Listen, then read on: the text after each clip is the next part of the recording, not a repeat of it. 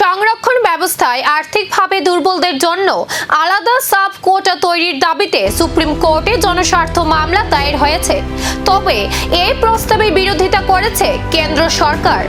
আবেদনকারীদের দাবি, সংরক্ষিত শ্রেণীর মধ্যেই আয়ের ভিত্তিতে একটি পৃথক সংরক্ষণের ব্যবস্থা করা হোক। পাশাপাশি এসসি ও এসটি সংরক্ষণেও ক্রিমি লেয়ার নীতি চালুর আবেদন জানানো হয়েছে।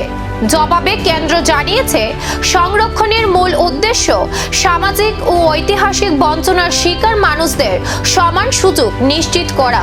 তাই শুধুমাত্র আর্থিক অবস্থার ভিত্তিতে বর্তমান সংরক্ষণ নীতিতে পরিবর্তনের সুযোগ নেই। কেন্দ্র আরও জানিয়েছে, ক্রিমি লেয়ার নীতি বর্তমানে শুধুমাত্র ওবিসি সংরক্ষণের ক্ষেত্রেই প্রযোজ্য। এসসি ও এসটি সংরক্ষণে এই নীতি কার্যকর নয়।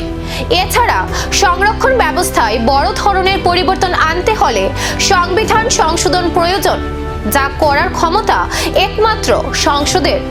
এখন এই বিষয়ে সুপ্রিম কোর্টের সিদ্ধান্তের দিকেই নজর। সংরক্ষণ ব্যবস্থায় নতুন কোনো পরিবর্তনের পথ খুলবে নাকি বর্তমান নীতি বহাল থাকবে, এখন সেই সিদ্ধান্তের দিকেই নজর দেশ জুড়ে।